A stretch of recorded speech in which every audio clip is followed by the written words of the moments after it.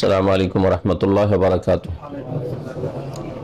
बिस्मिल्लाहिर्रहमानिर्रहीम। अल्हम्दुलिल्लाहि रब्बिल आलमीन वस्सलातु वस्सलामु अला सय्यिदिल मुरसलीन नबियना मुहम्मद व अला आलिहि व सहबिहि अजमाइन। अम्मा बाद, फ़अऊज़ु बिल्लाहि मिनश शैतानिर रजीम। या अय्युहल्लज़ीना आमनू इज़ा क़ुमतुम इलस सलाति फ़ग़सिलू वुजूहकुम व अयदियकुम इलल मराफ़िक़ वम्सहू बिरुऊसिकुम व अर्जुलकुम इलल कअबैन। क़ालल मुअल्लिफ़ु हफ़िज़हुल्लाहु तआला सुननुल वुज़ू व सिफ़तुहु अव्वलन अस्सिवाकु व महल्लुहु इंदल मदमदा व तक़द्दम। सानियन ग़स्लुल कफ़्फ़ैनि सलासन फ़ी अव्वलिल वुज़ू क़ब्ल ग़स्लिल वजहि लिउरूदिल अहादीस बिही इला आखिरि। আল্লাহ পাকের সমস্ত প্রশংসা যে আল্লাহ পাক রব্বুল আলামিন আমাদেরকে সালাতের পূর্বে ওযু করে নিতে নির্দেশ দান করেছেন। সালাত ও সালাম নাযিল পেন মুহাম্মদ রাসূলুল্লাহ সাল্লাল্লাহু আলাইহি ওয়াসাল্লামের উপর, যিনি ওযুর বিস্তারিত তরিকা পদ্ধতি আমাদেরকে শিখিয়েছেন। আজকে আমাদের এই ফিকহে বিষয়বস্তু হচ্ছে ওযুর সুন্নত এবং ওযুর তরিকা, আর তার সাথে সাথে ওযুর ফরজ। এটি আরেকটি বিষয় আছে, ইনশাআল্লাহ হয়তো আমরা সেটাও আজকে শেষ করতে পারবো। প্রথম আলোচনা হবে ওযুর সুন্নাত সম্পর্কে, অর্থাৎ ওযুর শুরু থেকে শেষ পর্যন্ত যে কাজগুলি ওযুতে বা ওযুর প্রথমে, ওযুর শেষে, ওযুর ভিতরে করা সুন্নাত, করা অথবা বলা সুন্নাত, সেগুলি ইবাদত হয়, কর্মগত ইবাদত অথবা বাচনিক ইবাদত। বলছেন লেখক সুনানুল ওযু, এই হচ্ছে ওযুর সুন্নাত সমূহ, ওয়াসিফাতুহু এবং ওযুর বিবরণ, ওযুর নিয়ম কানুন। প্রথম সুন্নাত হচ্ছে ওযুর আসওয়াক, মিসওয়াক করা। ওযুর আগে মিসওয়াক করা বা ওযুর শুরুতে মিসওয়াক করা। এই মিসওয়াক কখন করতে হবে? হাত ধোয়ার আগে না হাত ধোয়ার পরে কুলি করার আগে? এই ক্ষেত্রে শেখ যেটা বলছেন সেটা মাহাল্লুহু ইনদাল মাদমাদা। মিসওয়াক যেহেতু দাঁতের করবেন, তাহলে এই মিসওয়াক হওয়া উচিত কুলি করার বা মুখের ভিতরে পানি দেওয়ার আগে। মিসওয়াক করার পরে তারপরে গড়গড়া কুলি করে নেবেন, মুখ সাফ করে নেবেন। মিসওয়াক সম্পর্কে বিস্তারিত আলোচনা এর পূর্বে হয়েছে। তারপরে দ্বিতীয় সুন্নাত হচ্ছে গাসলুল কাফাইনে সালাসান, দুই হাত কবজি পর্যন্ত প্রথমখানে ধৌত করা 3 বার করে। ফি আউয়ালিল ওযু, ওযুর শুরুতেই, ওযুর শুরুতেই 2 হাত ধোয়া এই কবজি পর্যন্ত। এটি হচ্ছে সুন্নাত, এটি হচ্ছে সুন্নত কাজ। ফরজগুলি বর্ণনা আসবে, তখন বলবো যে ফরজ কোনখান থেকে কোনখান পর্যন্ত, কখন সেই ফরজটি। এই 2 হাত ধুইতে হবে কাবলা গাসিল ওয়াজহে, চেহারা মুখমণ্ডল ধোয়ার আগে, কুলি করার আগে, নাকে পানি দেওয়ার আগে। লিউরুদিল আহাদিস বিহি, কারণ এই মর্মে অনেকগুলি হাদিস এসেছে, বর্ণিত হয়েছে। 3 নম্বর সুন্নাত হচ্ছে আল বাদাআতু বিল মাদমাদাতি ওয়াল ইস্তিনশাক ক্বাবলা গাসলিল ওয়াজহি, মুখমণ্ডল ধোয়ার আগে কুলি করা এবং নাকে পানি দেওয়া, নাক পরিষ্কার করা। নাকে পানি দেওয়ার ক্ষেত্রে একটা হচ্ছে ইস্তিনশাক, নাকে পানি দেওয়া, টানবেন।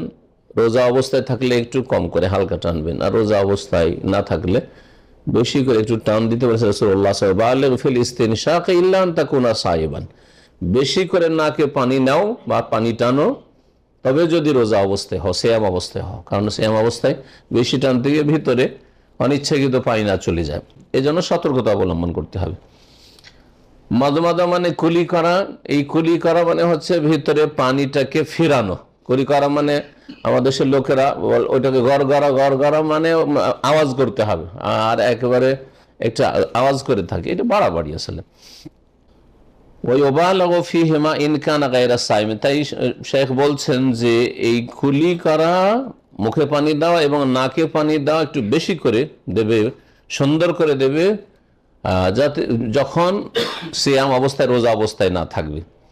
ফাল মুবালাগাতু ফিল মাদমাদা, কুল্লি ভালো করে করা বা মুখে পানি দেওয়াটা ভালো করে, এটা কেমন? ইদারাতুল মা ফি জামিইল ফাম, মুখের ভিতরে মুখগহ্বর, মুখের ভিতরে পুরোটাতে পানি ফিরানো যাতে করে সব দিকে পানি যায়। এটা হচ্ছে মদমদা, গড়গড়া করা। গড়গড়া মানে করে যে আওয়াজ করে, এটা অতিরিক্ত বাড়াবাড়ি।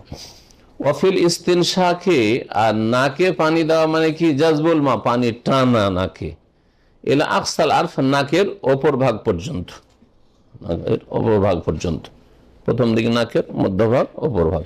জি। 4 নম্বর সুন্নাত হচ্ছে দাড়ির খেলাল করা। যদি দাড়ি ঘন হয়, পানি দিয়ে, দাড়িতে পানি দেওয়ার পরে মুখমণ্ডলে যখন পানি দিলেন তখন দাড়িতে পানি দেবেন এবং দাড়িতে খেলাল করবেন। হাত্তা ইয়াবলুগা দাখিলাহা আহিয়ানান, যাতে করে দাড়ির ভিতরেও পানিটা প্রবেশ করে। আর এটাকে অনেকে অজেব ফরজ মনে করে, অজেব ফরজ না, এই জন্য বলছেন আহিয়ানান, কখনো কখনো। নবী করিম সাল্লাল্লাহু আলাইহি ওয়াসাল্লাম কখনো কখনো দাড়িতে খেলাল করতেন। এইরকমই হাত এবং পায়ের আঙ্গুলগুলির ফাঁকগুলিতে খেলাল করা, কারণ এই জায়গাগুলিতে এমনি শুধু পানি ঢালা যায় যদি, তো শুকনো থেকে যাওয়ার আশঙ্কা আছে, তো এরকম করে নেবে। হ্যাঁ, আজকাল এত বেশি পানি ব্যবহার হয় যে এরকম না করলে পানি পৌঁছে যায়, কিন্তু বিশেষ করে অল্প পানি। রাসূলুল্লাহ সাল্লাল্লাহু আলাইহি ওয়াসাল্লাম মাত্র 600 গ্রাম, হ্যাঁ, এক মদ 600 গ্রাম পানি দিয়ে উজু করেছে। তো এরকম অল্প পানি দিয়ে উজু করলে স্বাভাবিক কোন রকম পানিটা উজুর অঙ্গে ফেরানো হচ্ছে, তখন খেলাল করতে হবে, না হলে শুকনো থাকার আশঙ্কা বেশি আছে। কিভাবে খেলাল করতে হবে?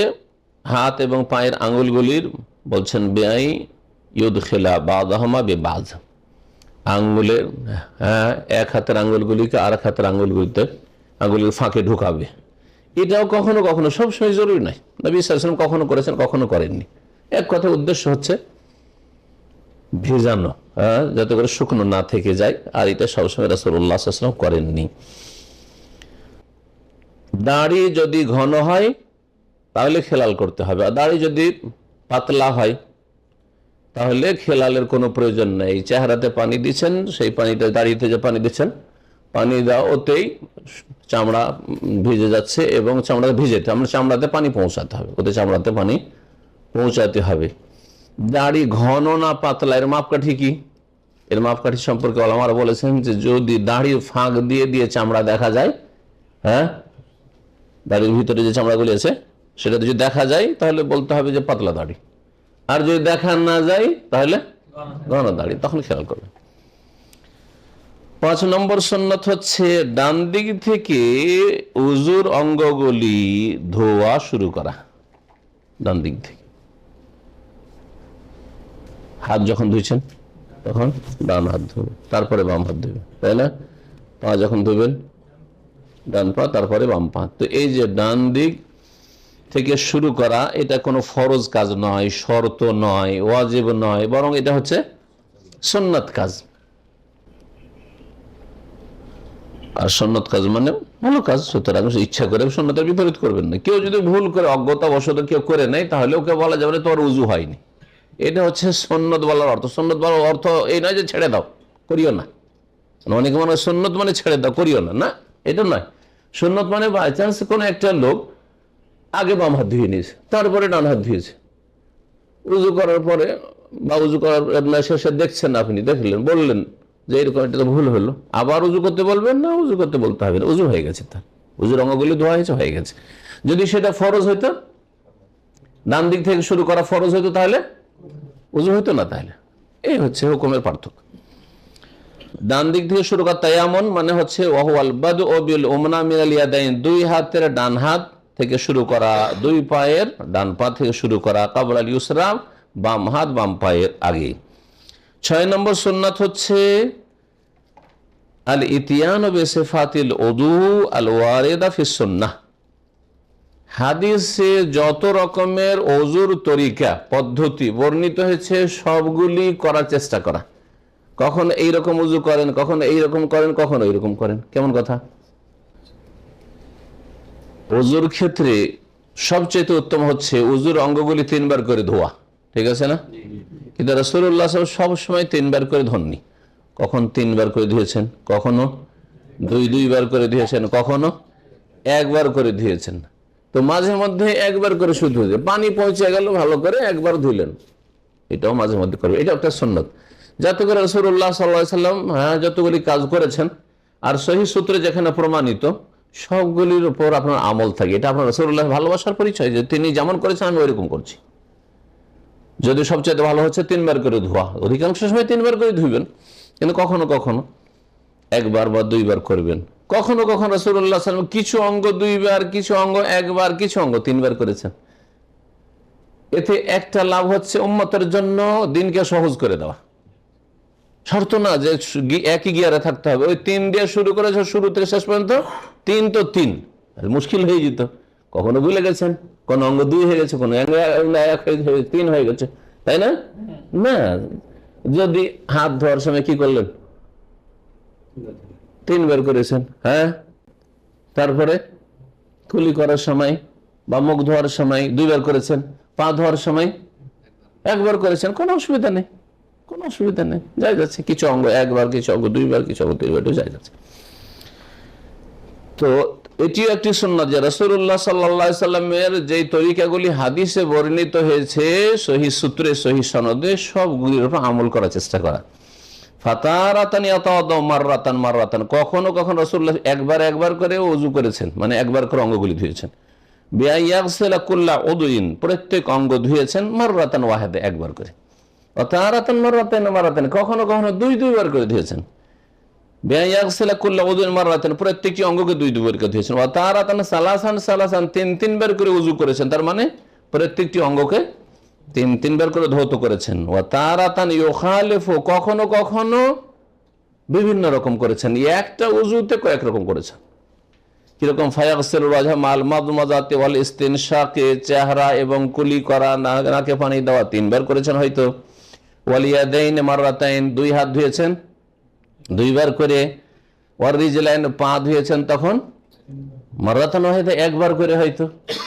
আমরা অনেকে পা ধোয়ার ক্ষেত্রে খেয়াল করি না যে 3 বার ধুইলাম কি ধুইলাম না, করি কি? ভালো করে খেয়াল করেন। যেমন চেহারার ক্ষেত্রে 3 বারের খেয়াল রাখেন, হাতের ক্ষেত্রে 3 বার খেয়াল, পায়ের ক্ষেত্রে কিন্তু অধিকাংশ লোকই খেয়াল রাখেন না যে আমি 3 বার করলাম না 2 বার, হ্যাঁ কয়বার যে পানি ঢাললাম, হয়ে গেল, ধোয়া একবারই সব সাফ, তাই না? হ্যাঁ জায়েজ, কিন্তু মাঝে মধ্যে খেয়াল করে করবেন যে আমি পাটাও 3 বার করে ধুইব। রাসূলুল্লাহ সাল্লাল্লাহু আলাইহি সাল্লামের উত্তম আমল এটি, সবচেয়ে ভালো, প্রত্যেকটি অঙ্গে 3 বার করে। একমাত্র মাসা 1 বার, মাসা 3 বার না, এবার জি মাসা 3 বার না, কানের মাথার মাসা 3 বার না। 7 নম্বর সুন্নাত হচ্ছে যে উযুর শুরুতে এবং শেষে যে জিকির দোয়াগুলি বর্ণিত হয়েছে হাদিসে, সেগুলি আপনি পড়বেন। আইয়াতে বিল আযকারিল ওয়ারিদা ফিল উযু, যে জিকির আযকারগুলি দোয়াগুলি বর্ণিত হয়েছে উযুর ক্ষেত্রে, সেগুলি পড়বেন আপনি। এটা কি সুন্নাত? তাহলে বিসমিল্লাহ বলা সুন্নাত, দোয়া উযুর শেষে দোয়া বলা সুন্নাত। আর উযুর মাঝখানে যে দোয়াগুলি বিদাতীদের মধ্যে ছড়িয়ে আছে, সেগুলি সবগুলি বিদাত, মুখস্থ শুনে রাখেন। উযুর মাঝখানে প্রত্যেকটি অঙ্গের এক যুগে জাল যারা হাদিস গড়েছে তারা প্রত্যেক অঙ্গের একটা করে দোয়া আবিষ্কার করেছে। যেমন কাবা ঘরে তফে 7 চক্করে 7 দোয়া আবিষ্কার করেছে বিদাতীরা, ছোটি বই যে মিশক ফুটপাতিয়ারা বিক্রি করে, এটি বিদাত। ওই রকমই সাফা মারার 7 চক্করে 7 দোয়া, এই বিদাতীদের এগুলো আবিষ্কার না রাসূলুল্লাহ, না সাহাবী, না ইমাম আবু হানিফা, না শাফিঈ, না মালিক, না আহমদ, না কোনো মাযহাবে আছে এগুলো। ঠিক ওই রকমই প্রত্যেক উযুর অঙ্গে দোয়া পড়া, এগুলি বিদাতি সমাজে অনেকেই মোল্লারা বিশেষ করে থাকে, বিদাতি মোল্লারা, সবগুলি জাল, মিথ্যা। আল্লামা হাফিজ রাহমাতুল্লাহ আলাইহি বলেছেন যে এই মর্মে যতগুলি বর্ণিত আছে সবগুলি জাল, মওযু, কাযিব, মিথ্যা, রাসূলুল্লাহ সাল্লাল্লাহু আলাইহি ওয়াসাল্লাম সম্পর্কে রচনা করা। তো উযুর শেষে কি দোয়াগুলি আছে শোনেন। উযুর শুরুতে ওমিনহা আই ইউসাম্মি ফি ইবতিদাইহি, উযুর শুরুতে আল্লাহর নাম নেবে, মানে বিসমিল্লাহ বলবেন, বিসমিল্লাহ বলবেন, বিসমিল্লাহ বলবেন, কারণ বিসমিল্লাহির রহমানির রহিম কোন হাদিসে বর্ণিত হয়েছে, বিসমিল্লাহ হয়নি, সুতরাং শুধু বিসমিল্লাহ বলা যথেষ্ট। তবে কেউ যদি বিসমিল্লাহ বলে নেই, তো এটাকে অনেকে বলেছেন যে জায়েজ আছে, বিদআত বলবো না। কিন্তু যদি চাই যে দলিল আমি শুধু বিসমিল্লাহ বলবো না, বিসমিল্লাহির রহমানির রহিম, তো আমাদের কাছে বিসমিল্লাহ আল্লাহর নাম উল্লেখ করার দলিল আছে, রহমান রাহিম পর্যন্ত বলার দলিল আমাদের কাছে নেই। তো আমরা দলিলের কাছে যদি ক্ষান্ত হই, যেখানে আল্লাহ এবং রাসূল থেমেছেন সেখানে আমরা থামবো, ঠিক আছে? এটা হচ্ছে সবচেয়ে ভালো কাজ। লা উযু লিমান লাম ইয়াযকুর ইসমাল্লাহি আলাইহি, ওর উযু পূর্ণ হয় না যেই ব্যক্তি উযুর শুরুতে আল্লাহর নাম ইসমাল্লাহ, আল্লাহর নাম উল্লেখ করে না। আল্লাহর নাম ইসমাল্লাহ মানে বিসমিল্লাহ, জি, শুরুতে বিসমিল্লাহ পড়বেন, তাহলে অসম্পূর্ণ উযু হয় কিন্তু উযু হয়ে যায়, কারণ কাজটি কি সুন্নাত। জি হ্যাঁ, তবে কারো যদি মনে থাকে আর না পড়ে, তাহলে ওযুর অতিরিক্ত যে বিসমিল্লাহ পড়ার নেকি আছে সেই নেকি থেকে বঞ্চিত হবে, বা উযু একটি ইবাদত, এই উযুর ইবাদতের নেকি থেকে, সওয়াব থেকে বঞ্চিত হবে, অনেক ওলামারা বলেছেন। সুতরাং একটু মনে রেখে বিসমিল্লাহ দিয়ে উযু শুরু করবেন। ওয়াবাদাল ফারাগি, আর শেষ করার পরে, উযু সমাপ্ত করার পরে ইয়াতাশাহাদু, কালেমায়ে শাহাদাত পড়বেন। কি সেটা? আশহাদু আল্লা ইলাহা ইল্লাল্লাহ ওয়াহদাহু লা শারীকা লাহু ওয়া আশহাদু আন্না মুহাম্মাদান আবদুহু ওয়া রাসূলুহু, আমি সাক্ষ্য প্রদান করছি যে আল্লাহ ছাড়া কোনো সত্য মাবুদ নেই, যিনি এক ও একক, যার কোনো শরীক নেই। ওয়া আশহাদু, আরো সাক্ষ্য প্রদান করছি যে মুহাম্মদ সাল্লাল্লাহু আলাইহি ওয়াসাল্লাম আল্লাহর বান্দা এবং তার রাসূল। এটি প্রসিদ্ধ, সহিহ। তারপরে একটি দোয়া রয়েছে যেটা আপনাদের অধিকাংশ লোকের অজানা, সেটা হচ্ছে মজলিসের কাফারার ক্ষেত্রে যে দোয়াটি হাদিসে বর্ণিত, সেই দোয়াটি, এবং এর সনদ সহিহ, যেটার উপর আমল নেই। যদি কেউ আমল করেন তাহলে হাত উঠাবেন, আর যদি না করে থাকেন তো আজকে থেকে শুরু করবেন। তাহলে ফায়দা কি হবে? যে এই দোয়াটা মুখস্থ হয়ে যাবে, কারণ দিনে কমপক্ষে 5 বার করে উযু করছেন, কমপক্ষে 5 বার করে উযু করছেন, তো 5 বার করে পড়লে তো মুখস্থ থাকবে, ভুলবেন না, তাই না? তাহলে এটা যদি অভ্যাস হয়ে যায়, তো যখন মাঝে মধ্যে কোনো মজলিসে বসছেন, মজলিস থেকে উঠবেন, মজলিস বরখাস্ত করার দোয়া, তখন এই গাফিলতি হবে না। কারণ মজলিস বরখাস্ত করার সময়, সে দিনের মজলিস হোক, অথবা দুনিয়ার মজলিস হোক, অথবা খাওয়া দাওয়ার মজলিস হোক, অথবা রাজনৈতিক মজলিস হোক, আর সামাজিক হোক, আর পারিবারিক হোক, যে কোনো মজলিসে 2-4-5 জন বসেছেন আর বিভিন্ন কথাবার্তা হলো, শেষখানে যখন উঠবেন তখন এই দোয়াটি পড়লে ওতে যে ভুল ভ্রান্তিগুলি হয় সেগুলি আল্লাহ ক্ষমা করে দেন। বড়ই ফজিলত রয়েছে ওর, এই আমলের বড় ফজিলত আছে। কিন্তু এর ওপর আমল আমাদের ভারত, বাংলাদেশ, পাকিস্তানে মোটেই নেই, না জনগণের আছে, না আলেম সমাজের আছে। আমরা সারা জীবন মাদ্রাসায় মানুষ এসে পড়াশোনা করে, জীবনেও কোনোদিন এই আমল শিখানো হয়নি আমাদেরকে। যেই ছেলেরা তোমরা মজলিসের কাফারা পড়বে, সকাল সন্ধ্যার কিছুটা, তাও সব মাদ্রাসায় সকাল সন্ধ্যার জিকিরাত, নামাজের পরে জিকিরাত কিছুটা শেখানো হয়েছে, কিন্তু মজলিসের কাফারা জীবনেও শোনেনি, আরো দেশে এসে শিখা হলো। অথচ হাদিস, ওই হাদিস দেশেও আছে, কেন আছে? হাদিসের কিতাব আছে, ওইটা আমলের ত্রুটি আসলে। জি, সেই দোয়াটি কি? কালেমা শাহাদাত পড়ার পরে সুবহানাকা আল্লাহুম্মা ওয়া বিহামদিকা আশহাদু আল্লা ইলাহা ইল্লা আনতা আস্তাগফিরুকা ওয়া আতুবু ইলাইক। কয়টি বাক্য বলেন? সুবহানাকা, হে আল্লাহ তোমার পবিত্রতা ঘোষণা করছি, হে আল্লাহ, আল্লাহুম্মা মানে হে আল্লাহ, ওয়া বিহামদিকা তোমার প্রশংসার সাথে সাথে, সুবহানাকা আল্লাহুম্মা ওয়া বিহামদিকা, তা আল্লাহর তাসবিহ করলেন, আল্লাহর প্রশংসা করলেন। আশহাদু আল্লা ইলাহা ইল্লা আনতা, আমি সাক্ষ্য প্রদান করছি যে তোমার ছাড়া কোনো সত্য উপাস্য মাবুদ নেই, তুমি একমাত্র হক মাবুদ, বাকিগুলো বাতিল। হলো 3 নম্বর হলো। আর আস্তাগফিরুকা, হে আল্লাহ তোমার কাছে ক্ষমা চাইছি, মাফ চাইলেন আল্লাহর কাছে। ওয়া আতুবু ইলাইকা, তোমার কাছে তওবা করে আসছি, প্রত্যাবর্তন করছি, তোমার কাছে ভুল ভ্রান্তি স্বীকার করে ফিরে আসছি, উল্টো দিকে গেছি, ভুল হয়েছে, আল্লাহ তোমার দিকে ফিরে আসছি। এই 5টি কথা, এই একই দোয়া মুখস্থ হয়ে গেলে উজুর শেষেও পড়া হবে, আর মজলিস যখন এখান থেকে মজলিস শেষ করবেন, অথবা আপনি ছেলে মেয়ে একটু গল্প গুজব করছেন, মজলিস শেষ করলেন, সামাজিক কোনো মজলিস, রাজনৈতিক মজলিস, যে কোনো মজলিস, ব্যবসা বাণিজ্যের মজলিস, যে কোনো মজলিস বরখাস্ত হইল। মান জালাসা ফি মাজলিসিন ফাকাসুরা ফিহি লাগাতুহু, হাদিস আছে সহিহ বুখারীতে। কেউ যদি কোনো মজলিসে বসে, এনি মজলিস, যে কোনো মজলিস হোক না কেন, বৈঠক, মজলিস মানে বৈঠক, আর সেখানে আলতু ফালতু অনেক কথাবার্তা হয়ে গেল, আলতু ফালতু মানে হারাম কথা নাই, যে কোনো এমনি কথা, নিষ্প্রয়োজন কথা, বিভিন্ন রকম কথাবার্তা হইল, হারাম কথা সবসময় হারাম, জি, কিন্তু এমনি কথা জায়েজ কথাই, কিন্তু অতিরিক্ত কথা বলা ভালো কাজ নাই। প্রত্যেকটা কথা রেকর্ড হচ্ছে, ফেরেশতা রেকর্ড করছেন। রাসূলুল্লাহ সাল্লাল্লাহু আলাইহি ওয়াসাল্লাম যখন প্রয়োজন হয়তো কথা বলতেন, আর প্রয়োজন না হয়তো কখনো কথা বলতেন না। সবসময় বলতে আছেন। এটা অসভ্যদের কাজ, বেশি কথা বলা। যখন প্রয়োজন কথা বলবেন। গুনাহ মাফ হয়ে যায়, মজলিসের কি হয়ে যায়, গুনাহ মাফ হয়ে যায়। এই দোয়াটি মুখস্থ করে নেবেন, যদি মুখস্থ না থাকে, আর মুখস্থ থাকে তো আমল করা শুরু ওযুর পরে পড়বেন, ঠিক আছে না? আর একটি দোয়া আপনাদের জানা আছে কিন্তু লেখক উল্লেখ করেননি, সেটা হচ্ছে আল্লাহুম্মা জাআলনি মিনাত তাওয়াবিন ওয়া জাআলনি মিনাল মুতাতাহহিরিন। হাদিস তিরমিজিতে আছে আর বিভিন্ন কিতাবগুলিতে আছে। কেন উল্লেখ করেননি শেখ? এই কিতাবের লেখক আল্লামা শেখ ইবনে উসাইমিন রাহিমাহুল্লাহর খাস সিনিয়র ছাত্র, এখনো তিনি আল কাসিম ইউনিভার্সিটিতে প্রফেসর। নিচে দেখা হলো আমাদের ইসলামিক সেন্টারের ডাইরেক্টর এবং আরেকজন শেখ, বড় শেখ। তো আমি আসছি, তখন কিতাবটা দেখে বলছেন যে এটা আমার ওস্তাদের লেখা। শেখ বলছেন, একজন কাজী জজ সম্ভবত, সে আমার ওস্তাদের লেখা। কাসিমের মানুষ উনি, তো কাসিম ইউনিভার্সিটিতে লেখাপড়া করেছেন। তাই আমি বললাম যে উনি কি এখন রিটায়ার্ড না এখনো? না উনি রিটায়ার্ড না, এখন এই ক্লাস হয় আল কাসিম ইউনিভার্সিটিতে, আর মাঝে মাঝে মক্কা মদিনার হারমাইনে তার দার্স হয় এই শেখের। তো টেলিফোনে কত ডিস্টার্ব করে, তাই না? বুঝতে পারলেন এখান থেকে, তাই না? জি জি জি, বলিয়েন না। আমার ব্রেন ভরে গেছে, কি বলছিলাম গেছে আবার। বলছি হ্যাঁ, আবার মানে আমাকে ফিরে আসতে হবে। তো কথা হচ্ছে যে তিনি একজন ভালো বড় আলেম আর শেখ উসাইমিনের খাস ছাত্র।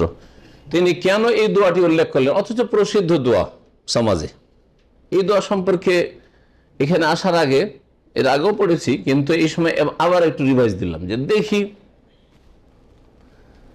ভালো করে দেখলাম রিভাইজ দিয়ে যে এই দোয়াটি সম্পর্কে, যে দোয়াটি বলছি, আলোচনা করছি, আল্লাহুম্মা জাআলনি মিনাত তাওয়াবিন ওয়া জাআলনি মিনাল মুতাতাহহিরিন, আল্লাহ আমাকে তওবাকারীদের অন্তর্ভুক্ত করে দাও, ওয়া জাআলনি আর আমাকে করে দাও মিনাল মুতাতাহহিরিন, পবিত্রতা অর্জনকারীদের অন্তর্ভুক্ত, ঠিক না?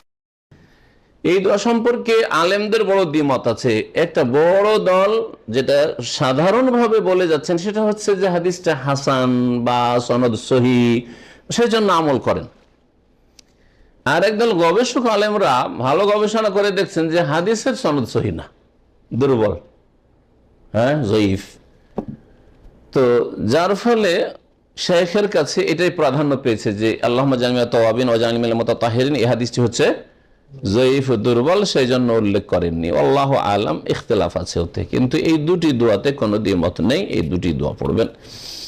আর ওটাতে যেহেতু দ্বিমত আছে, পড়তে পারেন, আমি নিষেধ করব না, তবে জেনে রাখা ভালো যে এটা অনেকের কাছে সাব্যস্ত নয়।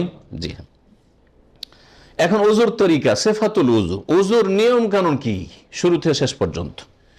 সিফাত মানে বলছেন আল কাইফিয়া ওয়াল হাইয়া আল্লাতী ইয়াকুনু আলাইহা, যে উজুর ধরন বা উজুর পদ্ধতি যেমন হওয়া উচিত হাদিসের আলোকে উজু। প্রথম উজুর নিয়ত করতে হবে। নিয়ত কি করতে হবে? করতে হবে না পড়তে হবে? এই করার পড়ায় পার্থক্য করবেন।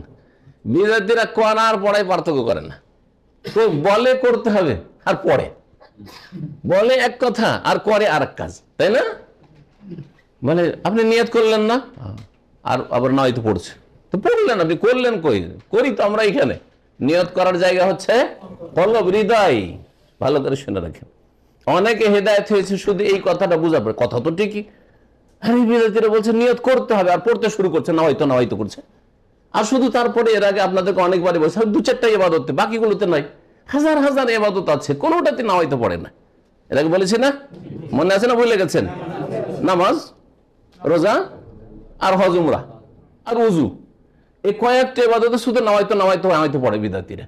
আর তারপরে যাকাতও পড়ে না, সাদকাতও পড়ে না, হ্যাঁ পড়ে। তারপরে বলেন বাপমার খেদমতও পড়ে না, পড়ে। বহু নেকির কাজ আছে, জিকির, সুবহানাল্লাহ পড়ছেন, আলহামদুলিল্লাহ পড়ছেন, আল্লাহু আকবার পড়ছেন, লা ইলাহা ইল্লাল্লাহ পড়ছেন, এগুলো ইবাদত না? এগুলো ইবাদত কোথায়? না হয়তো আমি কালেমা পড়ার নিয়ত করছি। তবে ইসলামের প্রথম পিলার কি? লা ইলাহা ইল্লাল্লাহ। দ্বিতীয় পিলার কি? নামাজ। তো নামাজের জন্য হয়তো পড়ছেন, আর প্রথম পিলারের জন্য আপনি হয়তো পড়ছেন। এটা কেমন ইবাদত ছিল আপনার? আশ্চর্য কথা, বুঝতে পারছেন? জি হ্যাঁ, আল্লাহ পাক দিমাগ দিয়েছে, হ্যাঁ, মস্তিষ্ক দিয়েছে। আপনাকে আল্লাহ ব্রেন দিয়েছে, যেমন আমাকেও দিয়েছে, আর বিদাতিকেও দিয়েছে। সুতরাং আপনার মস্তিষ্ক দিয়ে কাজ নেন। হ্যাঁ, আপনি যেমন নিজের জিভায় খাওয়া দাওয়া করেন, কেউ অন্যের জিভাতে খাওয়া দাওয়া করেন না। আমাকে স্বাদ লাগলো না, আমি খাই না। আপনাদের সকলকে স্বাদ লাগছে, ঠিক কিনা? আমাকে স্বাদ লাগছে, আমি খাচ্ছি। আপনাদের কাউকে স্বাদ লাগে না, খাচ্ছেন না। হচ্ছে না? নিজের রুচিতে যেমন খাচ্ছেন, তেমনি নিজের স্বাদে নিজে ইসলাম কোরআন হাদিস শিখে আমল করতে হবে। আর বিদাতি মোল্লাতে লিখে দিল, বলে দিল, দলিল নাই, কিছুই নাই, জানলাম না, শিখলাম না। আরে হুজুররা তো বলছে না হয়তো। আরে হুজুররা খাচ্ছে, আপনি খাবেন নাকি? হ্যাঁ, না, কখন না। আপনাকে আপনার জবানে যেমন দুনিয়ার খাওয়া দাওয়া করছেন, পানাহার করছেন, তেমনি আপনাকে দিন ইসলাম শিখেন, নিজে ইসলামের স্বাদ চাকতে হবে। আল্লাহ যেন তৌফিক দান করেন। উজুর নিয়ত করতে হবে। উজুর নিয়ত অন্তরে করা হয়, যেটা শর্ত ফরজ। যদি অন্তরে নিয়ত না করেন তাহলে উজু হবে না। নিয়ত করা মানে আমি যখনই আপনি এই কাজটা, উজুর কাজটা শুরু করেছেন, তখনই আপনার মনে মনে এই সংকল্প, অন্তরে সংকল্প হচ্ছে, ইচ্ছা হচ্ছে যে আমি এটার মাধ্যমে কি করছি? তাহারাত অর্জন করছি, পবিত্রতা অর্জন করছি। যদি সেখানে এই নিয়ত না করে যদি মনে করেন যে আমাকে খুব গরম লেগেছে, এই জন্য শরীরটা ঠান্ডা করছি, তাহলে এটা নিয়ত হইল না। নিয়তটা কি? পবিত্রতার নিয়ত হয়নি, আপনার শরীর ঠান্ডা করার নিয়ত হয়েছে, তাহলে উজুর নিয়ত হইল না। আমার গায়ে কাদা মাটি লেগে আছে, সেই জন্য আমি হাত মুখ গুলো সব উজুর, সবগুলি অঙ্গ ধুলেন, আপনি উজুর সিরিয়ালে ধুলেন, কিন্তু কিসের জন্য ধুলেন? কাদা মাটি লেগে আছে সেই জন্য, তাহলে উজুর নিয়ত হইল না। যখন পবিত্রতা অন্তরে এই কথা আসলো যে আমি পবিত্রতা অর্জন করার জন্য অঙ্গ প্রত্যঙ্গগুলো ধৌত করছি, বা মাথার মাসাই করছি, কানের মাসা করছি, বা করবো, এক্ষুনি শুরু করব, এটা হচ্ছে অন্তরের সংকল্প। এর নাম হচ্ছে নিয়ত। এক কথা, নিয়ত মানে হচ্ছে অন্তরের সংকল্প, আজিমাতুল কলব। শাব্দিক অর্থ হচ্ছে অন্তরের ইচ্ছা। লেমা ইউশরাউ লাহু আল ওযু মিন সালাতিন আও নাহবিহা, যার জন্য, যেই কাজগুলির জন্য উযু করা হয়, ওই কাজগুলোর জন্য উযু করছেন। উযু করছেন তার মানে আপনি নামাজ পড়বেন হয়তো। উযু করছেন তার মানে আপনি কাবার তওয়াফ করবেন হয়তো। উযু করছেন তার মানে আপনি কোরআন স্পর্শ করবেন হয়তো। অথবা উযু করছেন যে আমি উযুর অবস্থায় থাকবো সবসময়, সেই জন্য হয়তো। এটা শেষ। জি, সুম্মা ইয়াকুলু, তারপরে বিসমিল্লাহ বলবেন। নিয়ত অন্তরে করার পরে বিসমিল্লাহ। তাহলে জবান শুরু করে বিসমিল্লাহ দিয়ে, নাওয়াইতুল ওযু রাফিল হাদাসে, এগুলো বিদাতীদের বানানো, কোন হাদিসেও নেই, আর কোন ফিকহের কিতাবও নেই, না হেদায়েত বিকা হানাফিদের বড় বড় ফিকহাতেও নেই, কোনটাতে নেই। সুম্মা ইয়াগসিলু কাফাইহি সালাসা মাররাত, তারপরে দুই হাত ধুইবেন তিনবার। দুই হাত, কাফ মানে হচ্ছে এই হাতের কবজি পর্যন্ত। সুম্মা ইয়াতামাদমাদু, তারপরে কুলি করবে। ওয়াস্তানশিকু, নাকে পানি দেবে। এই কুলি করা, নাকে পানি দাও, দুইবার করে পানি নিয়ে এক দল বলছেন, আর আরেক দল বলছেন একবার পানি নিয়ে। এটাই হচ্ছে হাদিসের দলিলের দিক থেকে শক্তিশালী। একবার এমন করে পানি নেবেন যে কিছুটা অংশ মুখে আর কিছুটা নাকে। অভ্যাস না তাহলে প্রথমে একটু আপনাকে হয়তো জটিল লাগবে, হ্যাঁ, কিন্তু অভ্যাস করে নিলেও অসুবিধা নেই, কারণ সহিহ হাদিস দ্বারা এটা প্রমাণিত। নবী সাল্লাল্লাহু আলাইহি সাল্লাম মিন গারফাতিন ওয়াহিদা, একবার পানি নিয়েই মুখে দিয়েছেন আর নাকে দিয়েছেন। মিন কাফিন ওয়াহিদা, এই জন্য লেখক লিখছেন যে একবার পানি নিয়ে, এইভাবে। ওয়ানসরুল মা মিন আনফিহি বিয়াসারি, বাম হাত দিয়ে তারপর নাকে যে পানি দিয়েছেন, নাক পরিষ্কার। নাক পরিষ্কার করার সময় কিন্তু ডান হাত ইউজ করবেন না, কারণ এটা হচ্ছে পরিষ্কার করা, এটা হচ্ছে নোংরা কাজ। সুতরাং কি দিয়ে করতে হবে? বাম হাত দিয়ে করতে হবে। ওয়াগসিল ওয়াজহু, তারপরে মুখমণ্ডল ধৌত করবে। চেহারা, ওয়াজ, চেহারা কত দূর থেকে কত দূর পর্যন্ত? বর্ডার বলছেন, লম্বাইতে আর চওড়াইতে বলছেন। ওয়াহাদ্দুল ওয়াজহি, চেহারার বর্ডার হচ্ছে, সীমানা হচ্ছে, তুলান, লম্বা ভাবে, মিম্মানাবেতে শাড়ির রাস, মাথার যেখানে চুল গজানো শুরু হয় সামনের দিকে, কারো টাকলায় উঠে গেছে ও ধরা যাবে না, কিন্তু যেখানে সাধারণত চুল গজানো শুরু হয় ওখান থেকে ধরতে হবে। জি, কপালের ওপর ভাগে, এখান থেকে শুরু করে কতদূর পর্যন্ত? সাধারণত মাথার চুল যেখান থেকে গজায় ওই স্থান থেকে শুরু করি, ইলা মান হাদারা মিনাল লাহইয়াইনি, নিচের দিকে এই যে হাড্ডি, দুটো হাড্ডি আছে দাড়ির নিচের অংশে, এই সাইডে একটা হাড্ডি আছে, এই সাইডে একটা হাড্ডি, দুটো গিয়ে এখানে মিলছে, এখানে গিয়ে দুটো হাড্ডি মিলছে। জি হ্যাঁ, বকরি ছাগলের মাথাটা খালিয়ে তখন দেখে নেবেন কেমন হয়, তাহলে বুঝতে পারবেন। মানুষের হয়তো বুঝতে পারেন না, চামড়া দিয়ে ঢাকা আছে, এই দিক থেকে একটা হাড্ডি এসছে, এদিক থেকে একটা এসছে, আর দুটো এসে এখানে মিলেছে। এই যে মিলিত হয়েছে, এই জায়গাটার নাম হচ্ছে জিকিন, মানে থুতনি। থুতনি বলেন তো না, বুঝলেন? থুতনি, এটাকে জিকিন বলে। আর ওরা অনেকে এইখানে করে কি রাখে, শুধু এইটুকু দাড়ি রাখে। আর ওইটা যেহেতু আরবি ভাষায় দাড়ি না, দাড়ি মানে পুরো এই যে লাহিয়া, লাহিয়া হাড্ডিটাকে বলে। এই পুরো যদি হাড্ডিটার উপরে পুরোটা রাখা হয় তার ওর নাম নাই লাহিয়া, আর এইটুকু জায়গার নাম হচ্ছে জিকিন। সেই জন্য এরা কি বলে, যার এখানে থুতনি দাড়ি থাকে তাকে বলে আবু জিকিন। আরবদের সাথে যা চলাফেরা করবেন তখন কি বলবে, কার কথা বলছে, অমুক ওই ওই আমরা বলি দাড়িওয়ালার কথা, ওই এরা বলবে জিকিনওয়ালার কথা, আবু জিকিন। আবু জিকিন মানে জিকিনওয়ালা। জি, তাহলে ওইটা ওরাও বুঝে যে এটা দাড়ি হয়নি, আসলে থুতনি। হ্যাঁ, থুতনি মার্কা দাড়ি। জি, তাহলে উপর দিকে এখান থেকে শুরু করে কত দূর পর্যন্ত ধুবেন? হ্যাঁ, এলামান হাদারা, নিচের দিকে মিনাল্লাহ ইয়াইনে, যতদূর পর্যন্ত এই হাড্ডিটা নেমেছে, হাড্ডি নেমেছে এই থুতনির নিচে পর্যন্ত। ও জিকিন, এই যে জিকিন শব্দ এসছে থুতনির নিচে পর্যন্ত। আর এইগুলোতে হাড্ডির নিচে, যেখানে হাড্ডি শেষ হয়েছে দিয়ে এখন আবার নরম জায়গা শুরু হচ্ছে। হ্যাঁ, জি জি জি, যে টনসিল এগুলোতেই আছে, যে এই পর্যন্ত। লাহিয়া কাকে বলে? লাহিয়া মানে দাড়ি হয়েছে ভাই ওপরের চুলগুলো, কিন্তু তার আগে যার ওপরে গজিয়েছে, আসলে লাহিয়াতুন, লাহিয়ুন মানে হচ্ছে ওই হাড্ডিটা, যে হাড্ডির ওপর এই চুলগুলি, লোমগুলি, দাড়িগুলি গজিয়েছে। জি, ওয়াল্লাহিয়ানে আজমানে ফি আসফালিল ওয়াজহি, এ লাহিয়ান, প্রত্যেক মানুষের দুটো হাড্ডি আছে চেহারার দুই সাইডে, এই দুটো হাড্ডি ফি আসফালিল ওয়াজহি, চেহারার নিচের দিকে, চেহারার ওপর দিকে এদিকে হলো, চেহারার নিচের দিকে, যে দেখেন এই দিকে। আহাদুমিন জিহাতিল ইয়ামিন, একটা হাড্ডি আছে ডান দিক থেকে, এক ওয়াসানি মিন জিহাতিল ইয়াসার, আর আরেকটা হাড্ডি আছে বাম দিক থেকে। ওয়াজিকনু মাজমাহুমা, আর জিকিন থুতনি হচ্ছে দুটোর সঙ্গম স্থল। মাজমা মানে হচ্ছে মিলন স্থল বা সঙ্গম স্থল। জি, ওয়াশারুল লাহিয়াতি মিনাল ওয়াজহি। আচ্ছা, এই যে হাড্ডির উপরে যে লোমগুলি বেরোয়, এগুলো কি, এগুলো চেহারার অন্তর্ভুক্ত কিনা? বলছে হ্যাঁ, এটা চেহারার অন্তর্ভুক্ত, এগুলো হচ্ছে চেহারা। তার মানে দাড়ির নিচে যে চামড়াগুলি আছে এগুলো হচ্ছে চেহারার অন্তর্ভুক্ত। সেই জন্য কি করতে, ফায়াজিবু গাসলাহু, সুতরাং এই অংশটুকু, দাড়ির নিচের অংশটুকু কি করতে হবে? ধুইতে হবে। ফাইন কানাতিল লাহিয়াতু খাফিফাতাশ শারি, যদি দাড়ির চুলগুলি হালকা থাকে বা দাড়ির লোমগুলি হালকা থাকে, ওয়াজাবা গাসলু বাতিনহা ওয়া যাহিরা, তাহলে ওপরটাও এই দাড়িগুলো ধুইতে হবে, আর দাড়ির নিচে যে চামড়া আছে সেটাও ধুইতে হবে। ওয়াইন কানাত কাসিফ, আর যদি ঘন হয়, আই সাতিরাতান লিল জিলদে, চামড়া যদি ঢেকে রাখে, তাহলে কি হবে? ওয়াজাবা গাসলু যাহিরিহা, তাহলে বাহ্যিক ওপরটা ধুলি হবে।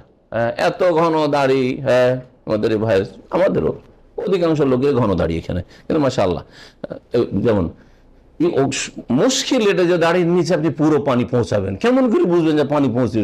এই জন্য আল্লাহ এত মুশকিল করেননি। কি করবেন? ওপরটা ধোয়া ফরজ, এই দাড়ির ওপর ভাগটা ধোয়া হচ্ছে ফরজ। ঘন দাড়ি মানে কি?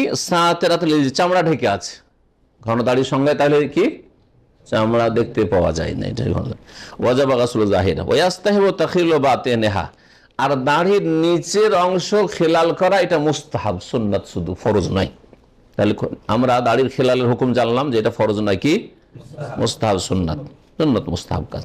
কামা তাকাদ্দাম, আর সেটাও নবী সাল্লাল্লাহু আলাইহি ওয়াসাল্লাম কখনো কখনো আহিয়ান করেছেন। ওয়াহাদ্দুল ওয়াজহি আরজান, লম্বাইটা তো চেহারার সীমানা বলা হলো, চওড়া ভাবে বলছেন। ওয়াহাদ্দুল ওয়াজহি আরজান, চওড়া ভাবে চেহারার সীমানা হচ্ছে মিনাল উযুনাই ইলাল উযুনাই, এক কান থেকে আরেক কান পর্যন্ত, এক কান থেকে আর এক কান পর্যন্ত। তাহলে কান আছে আপনার এইখানে, তাই না? এই যে দাড়িটা নেমে এসছে, তারপরে একটু ফাঁক আছে এই জায়গাটা, কিন্তু এটাও ধুতে হবে, কারণ এখনো কানের কাছে পৌঁছেনি এই জায়গায়, হ্যাঁ আছে, খালি আছে। চেহারা যখন ধোয়া হইল, আর চেহারা কাকে বলে জানলেন, তাহলে দুই হাত ধুইতে হবে, মাল মিরফাকাইন, কনুই সহ।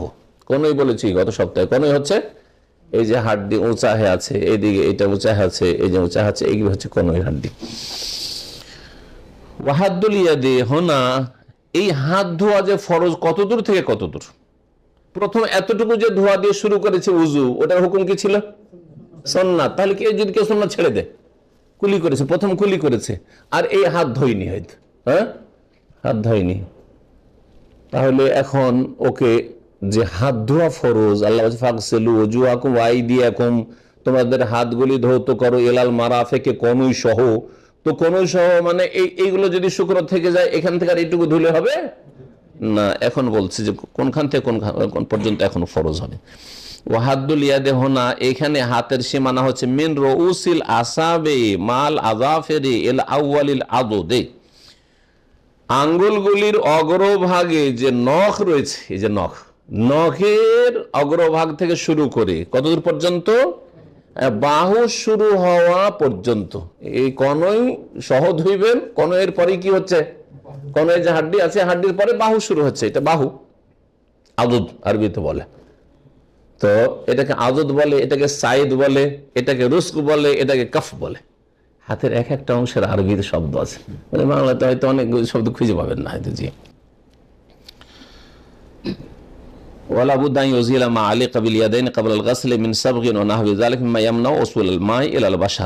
একটি কথা আরো বলছেন, গত সপ্তাহের আলোচনা এসেছিল উজুর প্রাথমিক যে আলোচনা ছিল শর্ততে, যে উজুর অঙ্গগুলিতে যদি কোনো জায়গায় এমন কিছু গাঢ় হয়ে লেগে থাকে যাতে চামড়াতে পানি যেতে বাধা সৃষ্টি করছে, তাহলে সেটা দূর করা ফরজ, আবশ্যক, কারণ আপনার চামড়াতে পানি পৌঁছাইতে হবে।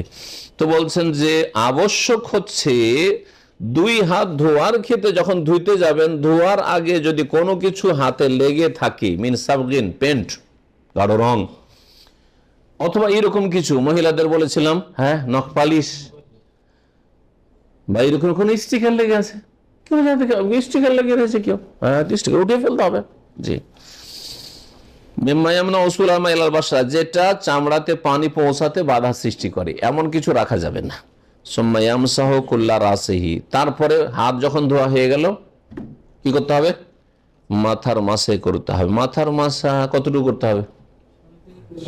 একদল বলছেন 2-4-5টা চুল ছুলেই হবে, এটাও ভুল, এটা হচ্ছে ফরজ ওদের কাছে, আর গোটা মাথা ওদের কাছে সুন্নত। আর একদল বলছে 4 ভাগের 1 ভাগ মাথার মাসা করলেই হবে, ওতে মাসা হয়ে গেল, আর বাকিটা হচ্ছে সুন্নত, মুস্তাহাব। তবে সঠিক মত হচ্ছে যে রাসূলুল্লাহ জীবনেও মাথার কিছু অংশের মাসা করে ছেড়ে দেননি, পুরো মাথার মাসা করেছেন। সেই জন্য পুরো মাথার মাসে করা ফরজ। কিছু অংশ 4 ভাগ 3 ভাগ এরকম করে কেউ যদি ছেড়ে দেয় তো মাথার মাসে হবে না। তাই বলছেন লেখক, সুম্মা ইয়ামসাহু কুল্লা রাসিহি, অতঃপর পুরো মাথার মাসা করবে, বা উযনাইহি, 2 কানেরও মাসা করবে। এই মাসা হবে মাথার এবং কানের মাররাতান ওয়াহিদ, একবার করে।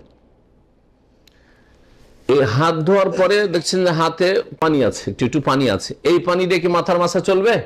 না, চলবে না। মাথার মাসার জন্য নতুন করে পানি নিতে হবে। ভালো করে শুনে রাখেন, মাথার মাসার জন্য নতুন পানি নিতে হবে। কিন্তু মাথার মাসা করার পরে, মাথার মাসার জন্য পানি নিলেন, মাথার মাসা করার পরে হাতে কিছু পানি আছে, ওই পানি দিয়ে কানের মাসা করা যাবে না, আবার নতুন পানি নিতে হবে? না, ওই পানি দিয়ে এই ক্ষেত্রে, কারণ মাথার মাসা আর কানের মাসা একই অঙ্গ, একটা অঙ্গ। ওয়ামসাহু বিরউসিকুম, আল্লাহ বলছে তোমাদের মাথার মাসে করো, এই মাথার মধ্যে কান শামিল, আলাদা করে কান আল্লাহ পাক বর্ণনা করেননি। এই জন্য একটি হাদিসে আল উজনানু মিনার রাস, 2 কান মাথারই অন্তর্ভুক্ত। যখন বলবেন যে অমুকের মাথাতে আঘাত পেয়েছে, যেমন মাথা মানে এখানেও আঘাত পেতে পারে, আবার কানের এই দিকেও আঘাত পাবে, এটাও মাথা, এটা পুরোটাই হচ্ছে মাথা, পুরোটাই মাথা। তো মাথার মধ্যে কানটা মাথারই অংশ বলেছেন নবী সাল্লাল্লাহু আলাইহি ওয়াসাল্লাম। জি, এই ক্ষেত্রে তারপরে বলছেন এই মাসা হবে একবার শুধু। গায়রাল বালাল আল বাকি মিন গাসলি ইয়াদিহি, 2 হাত ধোয়ার পরে যে হাতে রস ছিল সেটা দিয়ে নয়, নতুন করে পানি নেবে। ওয়াসিফাতু মাসির রাস, এখন মাথার মাসার তরিকা কি? মাথার মাসার তরিকার ক্ষেত্রে আমাদের দেশে খুব ভুল আছে। মাযহাবী ফতোয়া, শাফি ফতোয়া 4-5টা ছিল হয়, এই জন্য শাফি শিলি হয়, ওইটা হচ্ছে ফরজ ওদের কাছে। হানাফি ফতোয়া আছে 4 ভাগের 1 ভাগ এরকম করলে হয়, একটু এদিক থেকে একটু নিলে হয়। হ্যাঁ, আর কোরআন এবং হাদিস বলছে এবং নবী সাল্লাল্লাহু আলাইহি সাল্লামের সুন্নাত বলছে যে পুরো মাথার মাসা করতে, কি করতে হবে? পুরো মাথার মাসা করতে হবে। এদিকে এদিকে চলে আসো, শেখ সেলিম চলে আসো, এদিকে আপনারা নিচে বসে যান। এখন মাথার মাসার তরিকা দেখেন,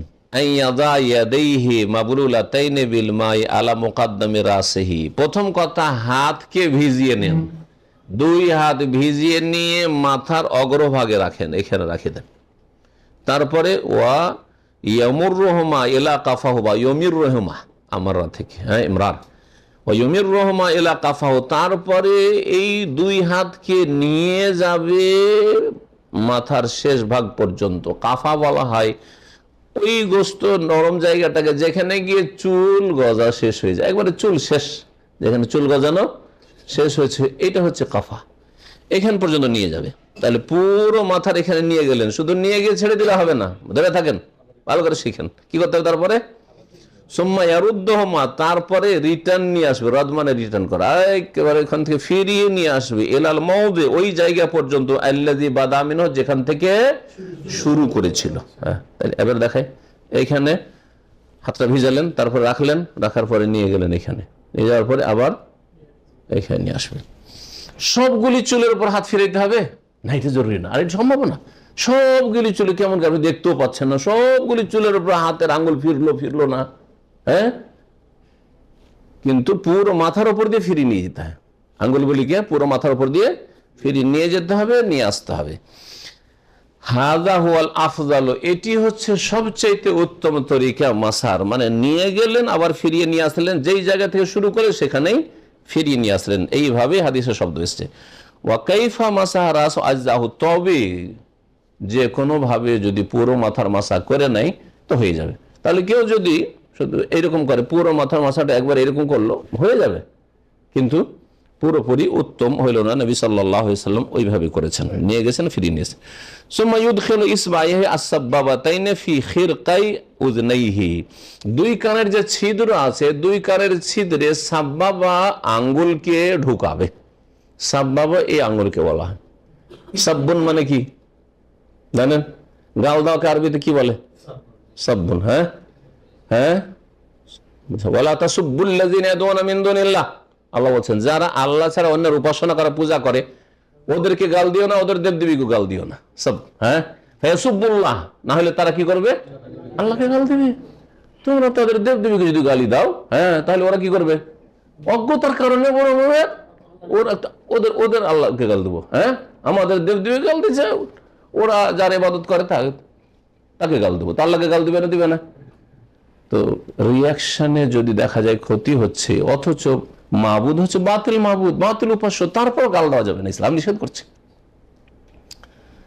অনেক সময় ঝগড়া করতে গিয়ে, হ্যাঁ, একজন অন্যায় কাজ করেছে, সেই জন্য আপনি গাল দিচ্ছেন, ওর রিয়াকশনে ওর বাপ তুলে গাল দিয়েছেন, আপনার বাপ তুলে গাল দিয়েছে, বলছেন যে আমি গাল দিয়েছি কারণ ও গাল খাওয়ার কাজ করেছে, কিন্তু আপনার এই গাল দেওয়ার কারণে আপনার বাপ গাল খেল, মূর্খামি হলো না আপনার? হ্যাঁ, এটা অন্যায় কাজ করলেন আপনি, এই জন্য কঠোরভাবে এসব নিষেধ। এমনি গাল দেওয়া হচ্ছে ফাসেকের কাজ। জি, এই আঙ্গুলকে সাব্বাবা কেন বলা হয়েছে? জাহিলিয়াতের যুগে এই নাম পড়েছে, ইসলাম আসার পূর্বে এই নাম পড়েছে, ইসলাম আসার পরে এর নাম হচ্ছে শাহাদাতের আঙ্গুল। শাহাদাতের আঙ্গুল নাম বদলে গেছে, যদিও আগের নামটাও আছে, কিন্তু নাম আসলে ইসলাম আসার পরে পরিবর্তন হয়ে গেছে। শাহাদাতের আঙ্গুল ইসলামে কেন বলা হলো? আশহাদু, আমরা বলি, হ্যাঁ, আশহাদু আল্লা ইলাহা ইল্লাল্লাহ, আল্লাহর ওয়াহদানিয়তের, একত্বের সাক্ষ্য প্রদান করি, সেই জন্য শাহাদাতের আঙ্গুল হয়ে গেছে এর নাম। কিন্তু আরবরা যে নাম রেখেছিল কি জন্য? কাউকে গাল দিতে হলে, ধমকাইতে চমকাইতে হলে, এই বেটা তোকে দেখবো, বলেন না? বলেন না? হ্যাঁ, আমরা বিভিন্ন ভাষায় বলেন, আমি একটা দিয়ে বুঝাইলাম, তাই না? কাউকে যদি বলতে হয় তোকে দেখবো, আমি দেখবো, কি করেন? কোনদিন এটা ঝুঁকিয়েছে? দেখবো দেখবো, কোনদিন দেখেছেন? এটাই ঝুঁকান। হ্যাঁ, এই জন্য সাবাবা, গাল দেওয়া, ঝগড়া করা, এটা দিয়া মানুষ করে, সাবাবা। ইসলামের নামটা বদলে দেওয়া হয়েছে। জি, 5টি আঙ্গুলের নাম আছে, বাংলা তো আছে, ইংরেজি তো আছে, আরবি তো আছে, বুঝা গেছে? যে এটার নাম হচ্ছে শাহাদাতের আঙ্গুল বা সাবাবার আঙ্গুল। তো তাহলে এই আঙ্গুলকে, এই দুটো আঙ্গুলকে কোথায় ঢুকাইতে হবে? কানে ঢুকাইতে হবে। ভালো করে শুনে রাখেন, এই ক্ষেত্রে খুব বাড়াবাড়ি আছে আমাদের দেশের মানুষরে। কি করে? এমন ঘষাঘষি করে মনে হচ্ছে কানের ভিতরে ছাল চামড়া উঠিয়ে দেবে। এইদিকে এইদিকে এইদিকে যতগুলো জায়গা আছে ওর ময়লা সাফ করে, যদি ধুলোবালি সাফ করে, এরকম করে অনেকে দেখেছি। বাড়াবাড়ি এগুলো, এগুলো গলু গলু নিষেধ, বাড়াবাড়ি ইয়াকমাল গলু, সাবধান, বাড়াবাড়ি করবে না, শুধু ঢুকিয়ে রাখবেন ব্যাস, আর বেশি কাজ নেই কিছু। ভালো করে শুনে রাখেন। মাসা কোন জায়গায় করতে হবে? কানের বাহির ভাগে, আর দুই কানের ওপর ভাগের মাসে করবে এভাম আঙ্গুল দ্বারা। এভাম কোনটি? বৃদ্ধাঙ্গুলি। এভাম হচ্ছে এটা বৃদ্ধাঙ্গুলি, বৃদ্ধা, তর্জনী, মধ্যমা আর অনামিকা, কনিষ্ঠা। মাশাআল্লাহ, জি। তো এভাম দ্বারা কোথাকার মাসা করবেন? কানের বাহির ভাগের, ব্যাস এই যে এটা ঢোকা থাকবে, এটা ঢোকা থাকবে, এই মাসা একবার করবেন। মাথার মাসা আর কানের মাসার ক্ষেত্রে একটি বড় ভুল, যেটি বিদাত, সেটা হচ্ছে ঘাড় মাসা করা। এটি একটি বিদাত, কারণ এই মর্মে কোন সহি জয়ীফ হাদিস নেই। জাল কথাটি হচ্ছে মওযু জাল। হ্যাঁ, মাসহুর রাকাবাতে আমানুন মিনাল গিল্লে, জাল কথা। ঘাড় মাসা করলে হ্যাঁ জাহান্নামের যে বেড়ি পরানো হবে জাহান্নামীদেরকে, তাতে থেকে মুক্তি নাকি পেয়ে যাবে। আর এই জাল কথার, এই জালিয়াতির আশাতে হ্যাঁ কি করে? ঘাড় মাসার বিদাত করে আমাদের এক শ্রেণীর ভাইরা। এই বিদাত করবেন না, যাদের অভ্যাস আছে এটা ছেড়ে দেন, না হলে এইভাবে নবীর তরিকা ভিন্ন উজু করে, বিদাতি তরিকা উজু করে উজু হবে না। অতঃপর দুই পা ধৌত করে মাল কাবাইন, টাকনা সহ, যেমন ওখানে কোনই সহ দিয়েছেন, হ্যাঁ এলা অর্থ মা, এখানেও মাল কাবাইন। কাব কোনটাকে বললে? গত সপ্তাহে বলেছিলাম, কাবের শাব্দিক অর্থ হচ্ছে উঁচা জায়গা। এই জন্য কাবাকে কি বলা হয়? উঁচা ঘর। ওই রকম উঁচা ঘর মক্কায় ছিল না, ছোট ছোট কোন রকম করে ঘর তৈরি করে মানুষ বাস করতো। তুলনামূলক হ্যাঁ আরব দেশে কাবা ঘরটা কি ছিল? বেশ উঁচা করে। দেখেন এখন ওই রকম উঁচা আছে যেরকম উঁচা সেই কালে ছিল। যদিও এখন মূল্যবান, হ্যাঁ তাতে কিছু লাগানো হয়েছে, সেটা আলাদা কথা, কিন্তু কাবা অতটাই উঁচা যতটা উঁচা ওই কালে ছিল। সবচেয়ে উঁচা ঘর ছিল কাবা। তো কাব বলা হয় ওই দুটো হাড্ডি কি আলাজমান আন্নাতে আনে, যেই দুটো উঁচু হয়ে আছে, ফি আসফালি সাকি, মানুষের পায়ের, হ্যাঁ যে পিণ্ডলি রয়েছে পায়ের গোছার নিচের দিকে, এই সাইডে উঁচা আছে একটা হাড্ডি, আর এই সাইডে হ্যাঁ বাহিরের দিকে একটা, আর ভিতরের দিকে প্রত্যেক পায়ে দুটো করে কাব আছে। এই জন্য আল্লাহ কাবাইন দ্বিবচন বলেছেন, ও আরজুলাকুম ইলাল কাবাইন। এখান থেকে উজুর তরিকা হয়ে গেল বর্ণনা করা। যদি কোনো কথা কারো জানার থাকে তো বক্তব্যের শেষখানে জিজ্ঞেস করবেন। আচ্ছা, কারো যদি হাত কাটা আছে, পা কাটা আছে, পা ধুইতে হবে কিনা? উজুতে কি করতে হবে? পা ধুইতে হবে। হাত ধুইতে হবে না? হাত কাটা আছে কারো, পা কাটা আছে, বা জন্মসূত্রে তার হাত নেই পা নেই, তো কি করবে? এই মশলা শুনে ওমান কান মাকতু আলিয়াদ, কারো যদি হাত কাটা থাকে অথবা আবির রিজিল পা কাটা থাকে, ফাইন ইয়াগসিলু মা বাকিয়া মিনা জিরা, যতটা অবশিষ্ট আছে। ধোয়ার হুকুম আল্লাহ বলেছেন এই পর্যন্ত, তাই না? তাহলে কারো যদি একটু বেঁচে থাকে ওইটুকু ধুবে, কিন্তু কারো যদি এখান থেকে কাটা থাকে তাহলে আর ধোয়াই লাগবে না, ধোয়ার আর কোনো ধোয়ার অঙ্গই নাই, শেষ। হ্যাঁ পা এইরকমই, হ্যাঁ যদি টাকনার নিচে একটু থাকে তো ওইটুকু ধুইতে হবে তাকে, কিন্তু যদি না থাকে টাকনার উপর তো তার কি করা আছে? কাটা আছে, তাহলে আর ধোয়ার অঙ্গই নেই তার। জি, পায়ের যেটুকু অবশিষ্ট আছে অথবা যেটুকু আছে, কারণ আল্লাহ বলেছেন ফাত্তাকুল্লাহ মাস্তাতাতুম, তোমরা যথাসাধ্য আল্লাহকে ভয় করো। সূরা তাগাবুন আয়াত নম্বর 16।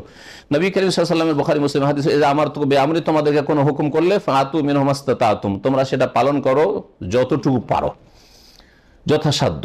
কিন্তু ফরজ ওয়াজিবের ক্ষেত্রে নাই, ফরজ ওয়াজিবে যতটুকু পারো নাই, পুরোটাই করতে হবে না। কেউ যদি বলে আমি ফজর নামাজ পড়তে পারি না, 15 রাকাত পড়ছি, ফজরটা পারিনি, চলবে নাকি? হ্যাঁ, তাহলে এটা হচ্ছে সুন্নত মুস্তাহাবের ক্ষেত্রে। তোমাকে কোনো হুকুম যদি করা হয় সেটা সুন্নত হয়, তাহলে যতটা পারো করো। হ্যাঁ, অথবা ফরজের ক্ষেত্রে যেখানে যেখানে ডিসকাউন্ট রয়েছে যতটা পারো করো। যেমন রোজা আল্লাহ ফরজ করেছেন, ঠিক না? কিন্তু ডিসকাউন্ট কি দিয়েছেন? যদি সফরে থাকো তাহলে ছাড়তে পারো, অন্য সময় রাখতে পারো, ঠিক না? অসুস্থ থাকো ছাড়তে পারো, পরে রাখতে পারো। এখন রোজা অসুস্থ আছি কিন্তু রোজা রাখতে পারছি, অসুবিধা নেই, তা রাখতে পারেন। তুমি নামাজ তা যথাসাধ্য আল্লাহকে ভয় করো বা যথাসাধ্য পালন করো। আর যদি দেখেন যে না ভাই আজকে তো আমি রোজা রাখতে পারলাম না অসুস্থতার কারণে, এমন অসুস্থ অথবা সফরের কারণে সেটা কষ্ট হবে, তাহলে রাখবেন না। ফাতুমিন মাস্তা তাতু। কিন্তু এই নয় যে আপনি ফরজের পরিমাণে আমি এতটা পারছি না, আপনার চাইতে কমজোর লোক পারছে। তাহলে প্রত্যেকটি বিশেষত নামাজের ক্ষেত্রে নয়, জাকাতের ক্ষেত্রে একজন কৃপণ বলবে যে শতকরা 2.5 টাকায় 1 লাখ টাকা আছে, সেজন্য আমি 2,500 এটা আমি পারছি না। আর একজন বলবে আমি 10,000 দিতে পারি, 1 লাখ টাকায় 10,000 দিতে পারবো আলহামদুলিল্লাহ। তুমি 10,000 দিতে পারো, আপনি 2,500 কি করে পারবেন না? তাহলে চলবে কি যুক্তি? না, ওইটা চলবে না, ফরজের ক্ষেত্রে চলবে না। জি হ্যাঁ, আমি ফজর পড়তে পারছি না বা আমি নাইট ডিউটি করে আসি আর তারপরে সুই জোহর পড়তে পারছি না, অনেকে এইরকম যারা নামাজের পরোয়া করে না, ইচ্ছা মতো নামাজ পড়ে, নামাজ এইভাবে চলবে না। ফায়দা গাসালা বাকিয়াতাল মাফরুজ ফাকাদ আতা বিমা ইসতাতা। যেই অঙ্গগুলি বাকি থাকলো আর ফরজ, সেগুলি যদি ধুয়ে নেয় তাহলে সে যথাসাধ্য দিন পালন করলো, যথাসাধ্য সে ওযু করলো, তার যতটা ক্ষমতা আছে করলো, তার পানি নাই তো করবে।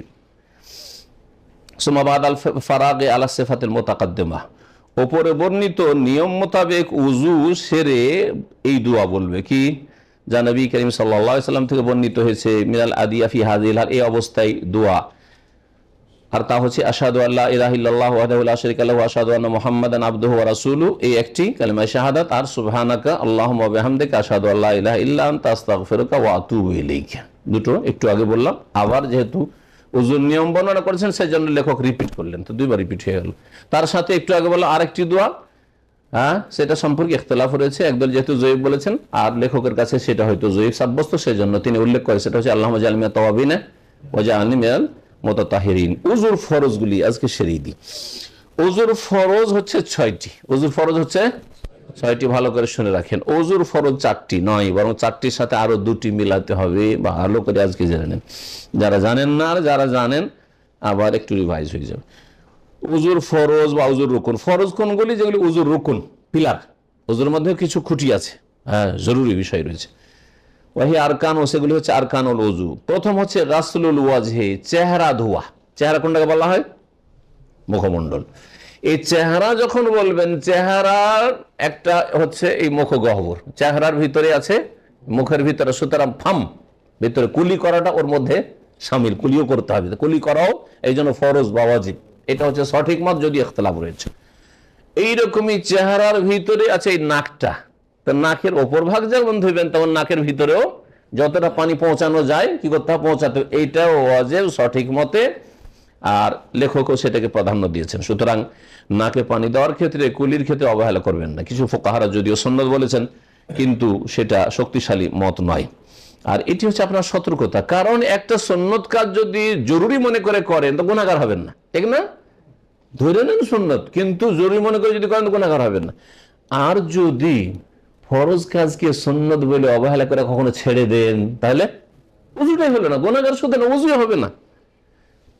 মুখমণ্ডলটা উপর থেকে ধুয়ে নিলেন, ভিতরটা কুলি, মুখ গহ্বর মানে মুখের ভিতরে পানি পৌঁছাইলেন না, নাকের ভিতরে পানি মোটেই পৌঁছাইলেন না, শুধু ওপরে পানি বহিয়ে নিলেন।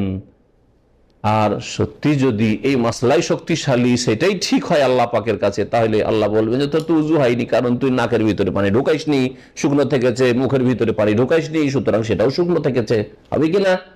এটা হচ্ছে সতর্কতা। দ্বীন ইসলামের ক্ষেত্রে সব সময় আপনার হেফাজত করবেন। দুনিয়ার ক্ষেত্রে আমরা হেফাজত করি, একটা ব্যবসা করতে যাচ্ছেন, লাভ হইতে পারে, লস হইতে পারে, কিন্তু লসের সম্ভাবনা খুব বেশি, যাই না কখনো। হ্যাঁ ভাই, অমুকের কাছে আমি রিলিজ হইতে চাইছি, কফিল বদলাইতে চাইছি, 1-2 জন বলছে না কফিল ভালো, কিন্তু অনেকে বলছে না কফিল খুব খারাপ। ভালো কফিল হয়েও যদি আমি না ধরি, কোনো অসুবিধা আছে কি? নতুন যখন কফিলই চেঞ্জ করতে যাব, কেউ বলছে যে ভালো, কেউ বলছে মন্দ, তো যদি ভালো কফিল হয় আর যদি নাও নি, আর অন্য একটা এমন খুঁজলাম যাকে সবাই ভালো বলে, ঠিক কিনা? কিন্তু যেই লোকটি সম্পর্কে কেউ বলছে ভালো, কেউ বলছে খারাপ, যদি ফেসে যায়, ওই ক্ষেত্রে তো ভালো চালাক আমরা নারী, অনেকে বলছে যে এই কফিল ভালো না, কিন্তু সুতরাং আমি ফাঁসতে যাব না, ঠিক না? দুনিয়ার ক্ষেত্রে যেমন চালাক, দিনের ক্ষেত্রে ওর চাইতে বেশি চালাক হইতে হবে। ফমান গাসাল ওয়াজহাহু, সুতরাং যেই ব্যক্তি চেহারা ধুইল, তারাকাল মাদমাজা, কুল্লি করা ছেড়ে দিল, ওয়াস্তেন শাক, নাকে পানি দেওয়া ছেড়ে দিল, অথবা দুইয়ের এক ছেড়ে দিলাম, ইয়াসিহু ওযুহু, তার ওযু হবে না। মালিক রাসূল লেখক বলছেন লিআন্নাল ফাম, কারণ মুখ গহ্বর, মুখের ভিতরটা, ওয়াল আনফা, নাকটা, এটা হচ্ছে নাকের ভিতর, মিনাল ওয়াজহে, চেহারার অন্তর্ভুক্ত, সুতরাং মুখের ভিতরে পানি পৌঁছাইতে হবে আর নাকের ভিতরেও পানি পৌঁছাতে হবে।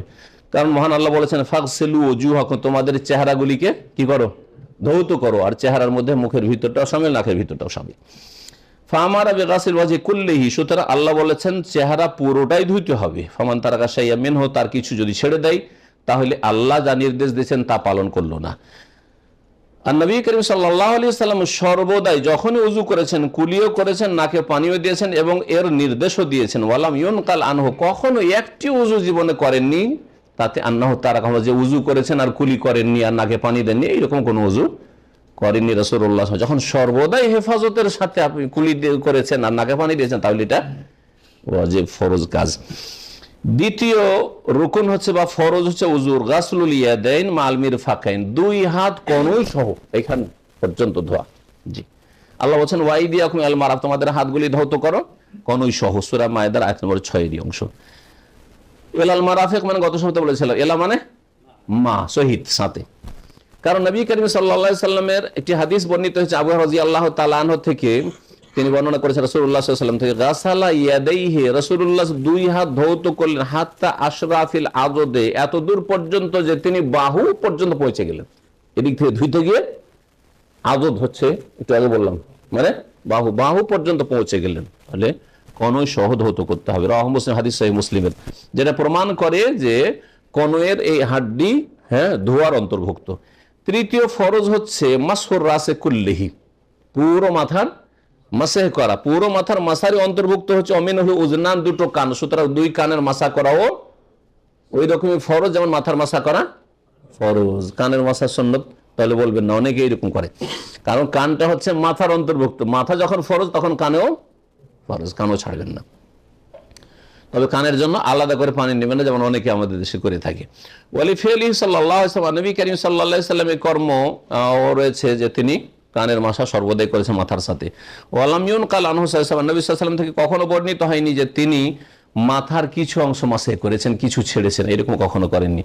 আর নবী সাল্লাল্লাহু আলাইহি ওয়াসাল্লাম আরো বলেছেন, আব্দুল্লাহ বিন যায়েদ থেকে বর্ণিত একটি হাদিস রয়েছে, আল উযনানু মিনার রাস, দুটো কান মাথারই অন্তর্ভুক্ত, দুটো কান মাথারই অন্তর্ভুক্ত। যখন আল্লাহ ফামসাহু বিরউসিকুম ওয়ামসাহু বিরউসিকুম, তোমার মাথা মাসে করো বলেছেন, তার মানে কানেরও মাসে করতে হবে মাথার পরে। রাওয়াহু ইবনে মাজাহ, হাদিস ইবনে মাজাহ রয়েছে, দারাকুতনি রয়েছে, অন্যান্যরা বর্ণনা করেছেন। ফালা ইউজিউ মাসহু বাযির রাস, সুতরাং মাথার কিছু অংশ মাসে করা, একটু এরকম করলেন 4 ভাগের 1 ভাগ, অথবা এদিক থেকে একটু আর এদিক থেকে একটু, যেমন ঘাড় মাসা করা, আর যারা বিরাত করে তারা ওই রকম করে, এদিক থেকে একটু ওইদিক থেকে একটু, এইটাও ঠিক নয়, হবে না। আর রাবে, চতুর্থ ফরজ হচ্ছে গাসলুর রিজলাইন মাল কাবাইন, দুই পা ধুইতে হবে টাকনা সহ, কারণ আল্লাহ পাক বলেছেন ও আরজুলাকুম মিনাল কাবাইন, তোমাদের পাগুলিকে ধৌত করো দুই টাকনা সহ। এখানেও এলা মানে মায়ের অর্থে রয়েছে, কারণ নবী সাল্লাল্লাহু আলাইহি সাল্লামের যে উযুর বিবরণে হাদিসগুলি বর্ণিত সবগুলিতে টাকনা সহ ধোয়া বর্ণিত হয়েছে। ফাইন্নাহা তাদুল্লু আলা দুখুলিল কাবাইন, হাদিসগুলি প্রমাণ করে যে এই টাকনা ধোয়ার অন্তর্ভুক্ত। নবী করিম সাল্লাল্লাহু আলাইহি সাল্লাম থেকে আবু হুরায়রা রাদিয়াল্লাহু তাআলা আনহু বর্ণনা করেছেন যে গাসালা রিজলাইনি হাত্তা আশরাফিস সাকি, নবী সাল্লাল্লাহু আলাইহি সাল্লাম দুই পা ধুইলেন, এমন কি দুই পা ধুইতে গিয়ে হাতের না পায়ের, এটাকে কি বলেন আপনারা, নলা, নলা, কেউ কেউ বাঁশি বলে, জি, তো নলায় পৌঁছে গেলে শাক, জি, পিণ্ডুলিও বলে এটাকে, জি হ্যাঁ, যে যেটা বুঝেন, এক এক অঞ্চলে এক এক ভাষা আছে, সুতরাং ভাষার ক্ষেত্রে অনেকে এটা ভুল হইলো, আপনার অঞ্চলে ভুল, আমার অঞ্চলে ভুল না, এরকম আছে না। অনেক শব্দ আরব দেশের, মক্কা মদিনায় বলা হয়, এখানে বলা হয়, জি, মক্কা মদিনায় বলা হয়, এখানে বলা হয় না, এরকম আছে। এখানে দারিসা বলে এলাকায়, মক্কা মদিনায় দারিসা বুঝবেই না। দারিসা মানে জানালা, এটা ফার্সি শব্দ। দারিচা, ছোট ফার্সি যখন পড়ি মানে প্রাথমিক দিকে আমার মাদ্রাসায়, দারিচা হচ্ছে ফার্সি শব্দ। এই এলাকাটা যেহেতু ওই এরাকের পাশাপাশি, আর এরাকের ভাষা ফার্সি ভাষা ছিল প্রথম যুগে, আর ওদের সাথে একটু চলাফেরাও, বর্ডারে থাকলে চলাফেরা থাকে, পাশাপাশি লোকের ভাষা একই রকম হয়। যেমন চিটাগাংয়ের লোকের ভাষা বার্মাদের মতো, রাজশাহীর লোকদের ভাষা মালদা মুর্শিদাবাদের মতো, বোঝা গেছে? কুমিল্লা আর ব্রাহ্মণবাড়িয়ার ভাষা হচ্ছে আপনার আগরতলার মতো, বোঝা গেছে? আমি ম্যাপ বুঝি, আর আপনারা তো কিছু বুঝেন না, শুধু কলকাতা কলকাতা, 18টা ডিস্ট্রিক্ট সব দিলেন কলকাতা বানিয়ে। তো কথা হচ্ছে যে কি বলছিলাম, ফিরে আসি আলোচনার দিকে। হ্যাঁ, পায়ের নলা পর্যন্ত, জি পায়ের নলা পর্যন্ত ধুইতে, নলা পর্যন্ত মানে নলা সহ নয়, হ্যাঁ, টাকনার ওপরে উঠে আসবেন, নলাতে ঢুকে পড়বেন আর কি। হাদিস সহিহ মুসলিমের। 5 নম্বরে 4টা তো আল্লাহ কোরআনে কারীমে বর্ণনা করেছেন, ফাগসিলু ওয়াজুহাকুম ওয়া আইদিয়াকুম ইলাল মারাফিকি ওয়ামসাহু বিরুউসিকুম ওয়া আরজুলাকুম ইলাল কাবাইন। 4টা হলো না? 4টা তো নাম চলে আসলো। হাত না চেহারা প্রথম, তারপরে হাত, তারপরে মাথার মাসা আর পা, 4টা আসলো। 5 নম্বরটাও কোরআনই আছে। তেমন করে আল্লাহ কোন সিরিয়ালে বলেছেন? আগে বলেছেন চেহারা, তারপরে কি বলেছেন? হাত, তারপরে বলেছেন মাথা, তারপরে পা। যেইভাবে আল্লাহ বলেছে ওইভাবে করা ফরজ।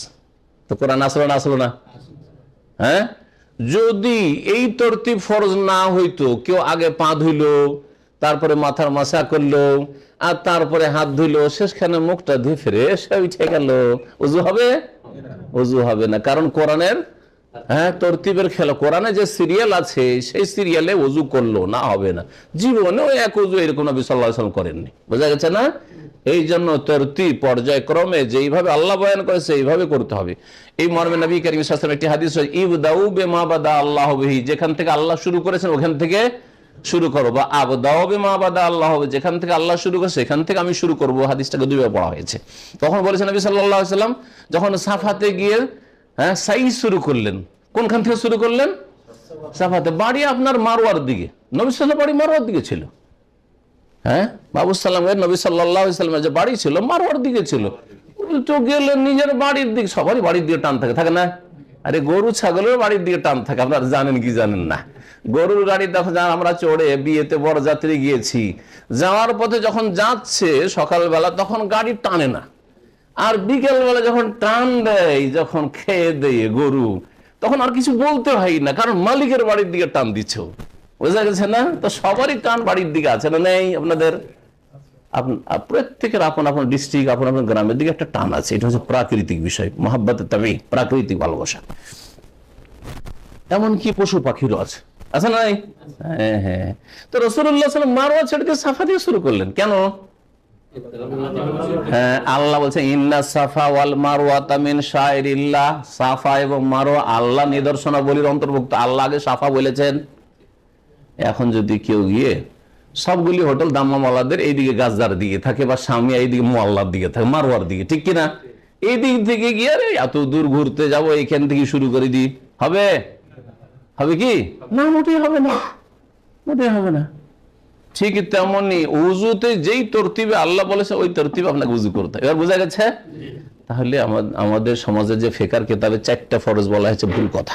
এই 5 নম্বর ফরজটা স্পষ্ট, হ্যাঁ, যে তরতিবে, যেই তরতিবে রাসূলুল্লাহ উজু করেছে ওই তরতিবে আপনাকে উজু করতে হবে, এবং যেই তরতিবে কোরআনে বলা হয়েছে সেই তরতিবে উজু করতে হবে। 5 নম্বর হচ্ছে তারতিব, পর্যায়ক্রম। বিআন ইয়াগসিলাল ওয়াজহা আউয়ালান, প্রথম চেহারা ধুইতে হবে, সুম্মা ইয়াদাইন, তারপরে 2 হাত ধুইতে হবে, সুম্মা ইয়ামসাহু, তারপরে মাথার মাসা করে, সুম্মা ইয়াগসিলু রিজলাইহি, তারপরে 2 পা ধুইতে হবে। যদি আরেকটা যুক্তি শুনেন, যুক্তিগুলি মনে রাখলে আপনার কাজে আসবে।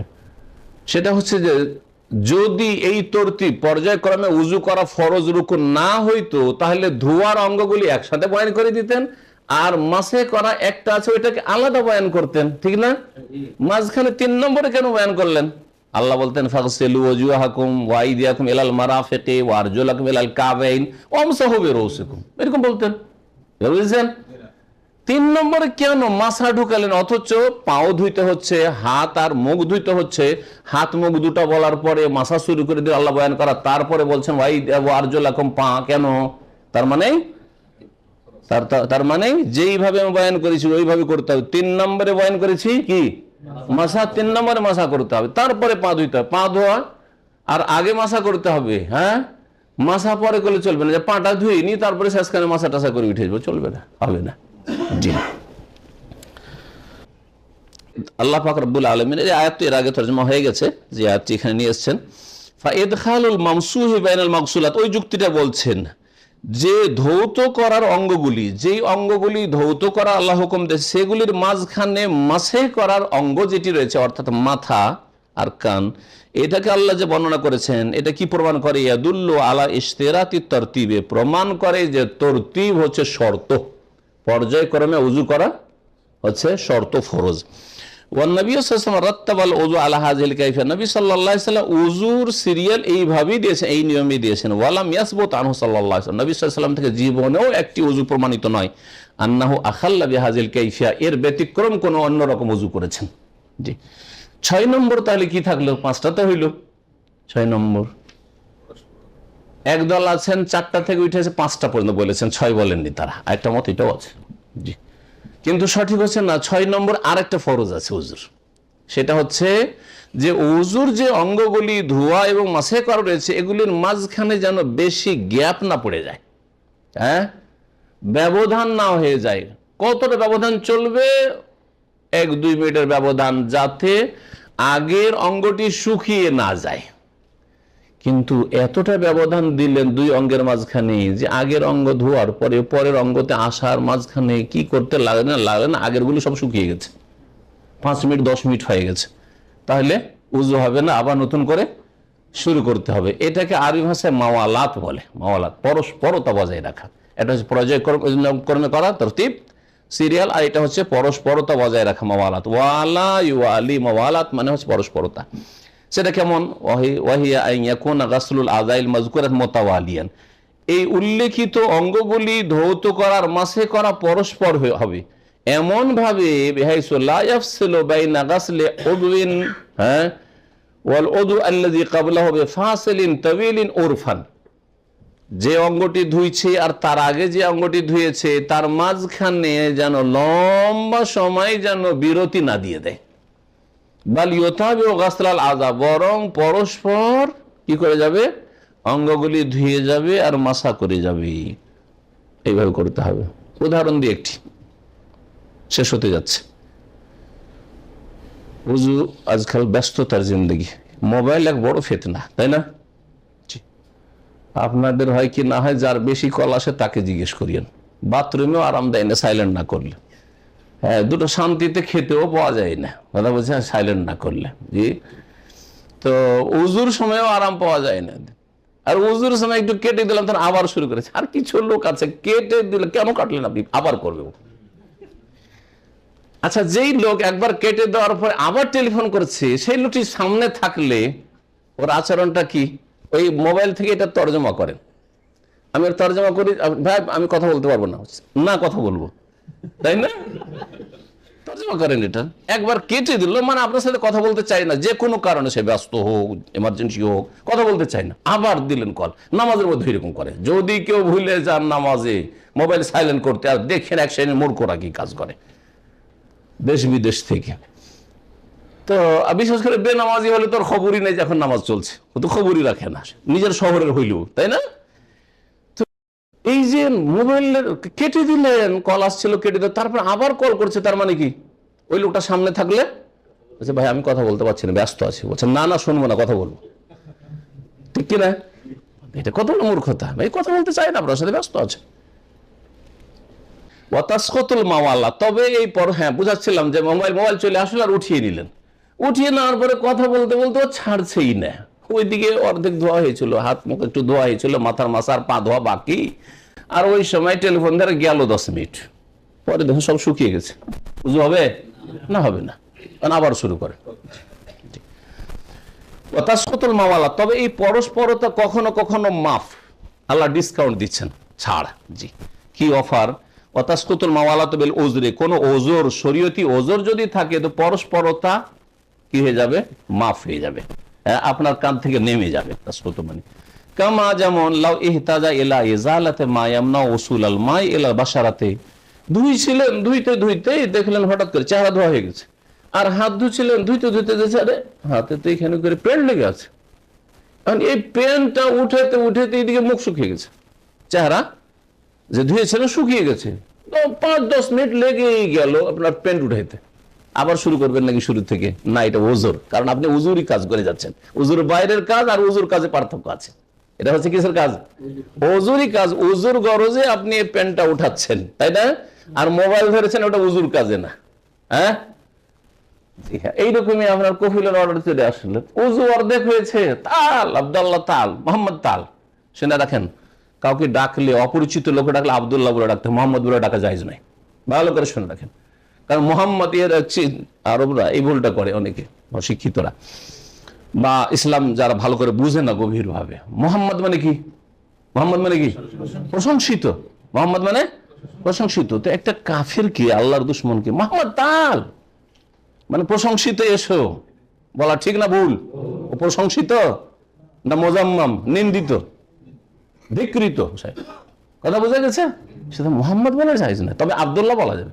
আব্দুল্লাহ আল্লাহর বান্দা, সে আল্লাহর বান্দা হয়, অনুগত বান্দা হইতে পারে, অবদ্ধ বান্দা হইতে পারে। আল্লাহ কাফেরকেও বান্দা বলেছেন, ইয়া ইবাদিয়াল্লাযীনা আসরাফু, গুনাহগারকে আল্লাহ বান্দা বলেছেন, সৎকেও আল্লাহ বান্দা বলেছেন, আর অসৎকেও আল্লাহ বান্দা বলেছেন। সুতরাং কাউকে না চিনলে কি বলবেন? আব্দুল্লাহ বলেন, অসুবিধা নেই। আব্দুল্লাহ বলেন, অসুবিধা নেই, কিন্তু মোহাম্মদ বলে ডাকবেন, এটা ঠিক নাই। তো ওজোর থাকলে পরস্পরতা মাফ হয়ে যাবে। যেমন পানি এক জায়গাতে পৌঁছাইতে হবে, আর দেখছেন যে বাধা, চামড়ার উপরে কিছু লেগে আছে, ওটা উঠে তোড়ে দেরি হয়ে গেল। আবি তাজা এলাস জিয়াদাতে মাইন, অথবা উজু করতে করতে পানি শেষ হয়ে গেছে।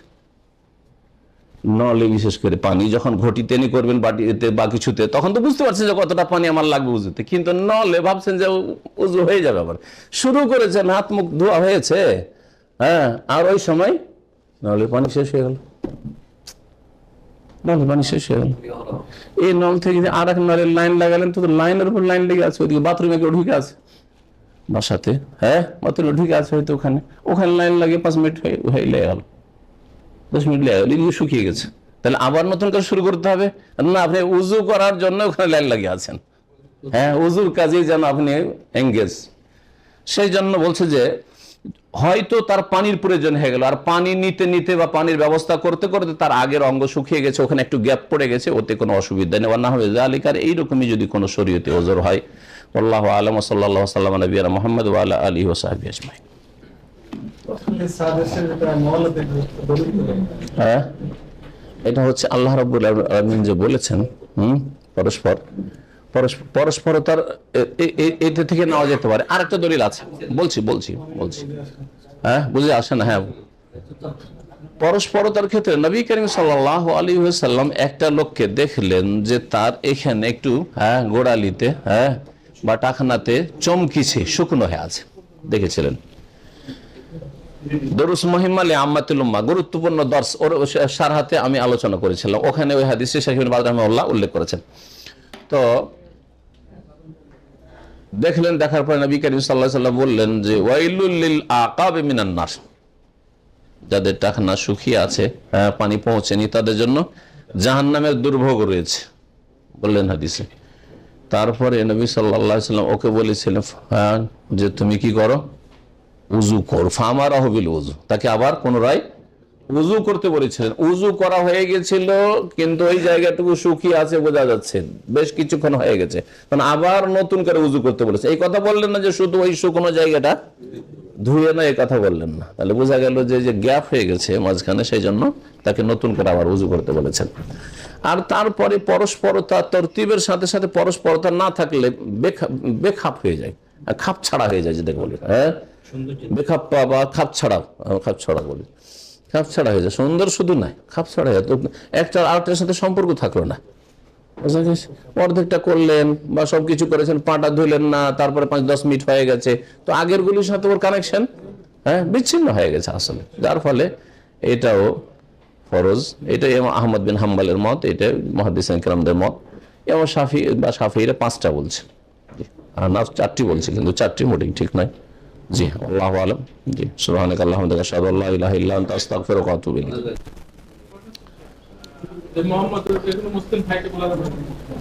মুসলিম চিনলে ঠিক আছে, মুসলিম চিনলে, মোহাম্মদী চিনলে তো নাম বলেন, মোহাম্মদ বলার দরকার, যার নাম ওর আব্দুর রহিমকে মোহাম্মদী কেন বলতে যাবে? তারপর অসৎ মুসলিম, যে বেনামাজি মুসলিমকে মোহাম্মদ বলা তো ঠিক না। আরে শুধু কাফের খানি বেনামাজি মুসলিম, হ্যাঁ, মদখোর মুসলিম,